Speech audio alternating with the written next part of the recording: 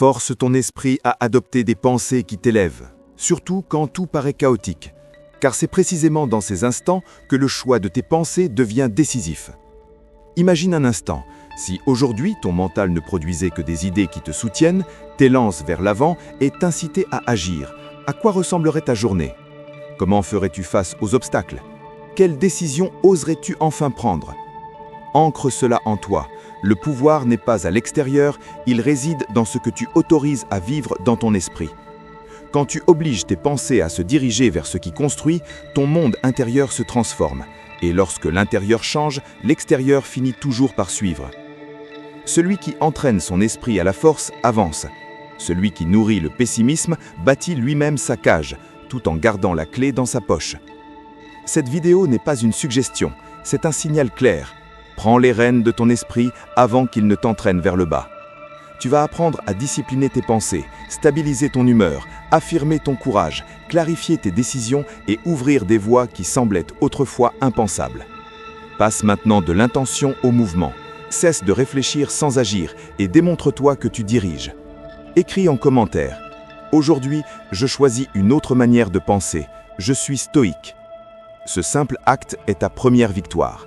Inspire profondément, redresse-toi, ferme ton visage et avançons vers la première leçon. Ton esprit façonne la réalité que tu perçois. Tout ce qui existe à l'extérieur prend naissance à l'intérieur. Ta manière de penser constitue l'architecture invisible de ta vie.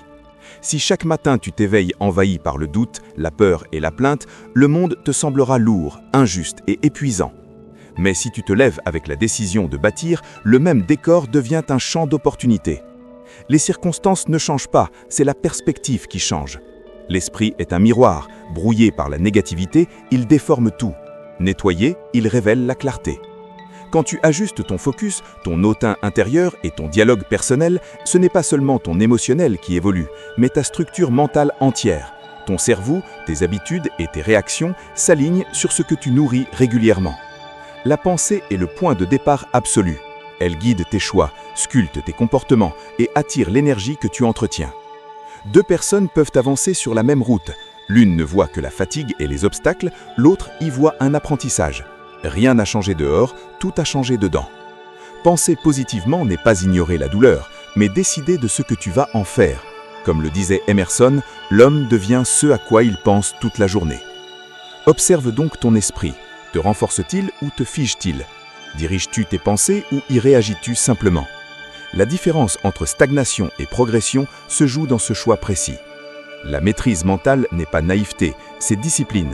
Et quand cette discipline devient une habitude, la vie cesse de te tomber dessus, tu la construis. 2. Cesse d'être ton propre adversaire. La façon dont tu te parles est déterminante. Le dialogue intérieur est le logiciel de ton esprit. S'il est défectueux, tout le reste en pâtit. Combien de fois t'es-tu dit « je n'y arriverai pas, ce n'est pas pour moi, je fais toujours des erreurs ». Ces phrases ne sont pas anodines, ton cerveau ne débat pas, il exécute. Personne n'échoue par manque de potentiel, mais par excès d'auto-dévalorisation. La première transformation ne concerne ni ton corps ni ton horaire du temps, mais la manière dont tu te parles. Imagine ton esprit comme une maison, les meubles sont les mots. Remplie de reproches, elle devient invivable. Remplie de constructions, elle devient un refuge. Remplacer « je ne peux pas » par « j'apprends » change tout. Sénèque disait que nul vent ne puisse être favorable à celui qui ignore sa direction. Et ta langue tient le gouvernail. L'esprit croit ce qui est répété. Répète la peur, il l'apprend. Répète le courage, il l'intègre. Chaque phrase que tu t'adresses est une graine. Choisis ce que tu plantes. Corrige ton langage intérieur et tu modifies ta conscience. Quand ta voix intérieure devient ton allié, la pensée constructive devient naturelle. 3. Arrête de te diminuer, commence à t'affirmer. Ta présence n'est pas une question d'apparence, mais d'énergie. Ce que tu dégages est le reflet direct de ce que tu penses quand personne ne te regarde. La confiance se perçoit avant les mots.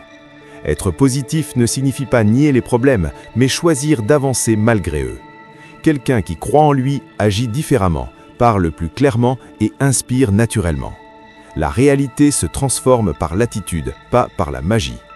William James l'a résumé ainsi. En agissant comme si nous avions la foi apparaît. N'attends pas de ressentir la confiance, incarne-la. Ta posture intérieure modifie ta posture extérieure et le monde réagit en conséquence. 4. Ne laisse pas ta situation actuelle te définir. L'endroit où tu te trouves n'est pas une condamnation, seulement un point de départ. La distance entre toi et ce que tu veux n'est pas un échec, mais une direction. Changer le ton de ton esprit change tout. La réalité n'est pas ton ennemi, elle est ton terrain d'entraînement. Tu n'es pas arrivé, mais tu avances, et cela suffit. Comme le disait Épictète, ce ne sont pas les événements qui nous troublent, mais la manière dont nous les interprétons. Ta phase actuelle est un exercice, pas un obstacle. 5. Entraîne ton esprit jusqu'à ce que l'insécurité recule. La confiance se construit, elle se muscle. Chaque matin, ta première pensée donne le ton. Avant le téléphone, avant les obligations, cite 3 choses pour lesquelles tu es reconnaissant. La gratitude déplace ton attention vers ce qui manque, vers ce qui existe. La plainte affaiblit, la reconnaissance renforce. Ce que tu regardes détermine ce que tu ressens et ce que tu fais. Un esprit entraîné transforme les erreurs en outils. La confiance naît de la répétition consciente. Commence chaque journée en affirmant que tu es aux commandes. 6. Fais de tes objectifs une identité. Le cerveau agit pour ce qu'il reconnaît comme sien. Un objectif lointain reste abstrait. Une identité mobilise. Ne dis pas « je veux », dis « je suis en train de devenir ». Répète ce que tu construis comme une vérité présente. L'esprit apprend par répétition. Quand il accepte, le corps suit. Tu ne deviens pas avant d'agir, tu agis pour devenir. 7. Filtre ce qui entre dans ton esprit. Ton esprit est un jardin, tout y pousse. Ce que tu consommes mentalement façonne ton état intérieur. Se protéger du bruit n'est pas fuir, c'est se respecter. Créer des filtres, c'est de l'hygiène mentale. Choisis les voix que tu écoutes. Ce que tu laisses entrer aujourd'hui dirigera ton esprit demain. 8. Laisse émerger ta puissance créatrice. L'imagination et la créativité sont des forces humaines fondamentales. Créer, c'est voir une issue là où d'autres voient une impasse. L'esprit créatif redessine la réalité. Comme le disait Einstein, l'imagination est plus importante que la connaissance. Agir transforme l'idée en monde réel. Quand tu crées, tu n'es plus prisonnier des circonstances. 9. Décide aujourd'hui de croire en toi.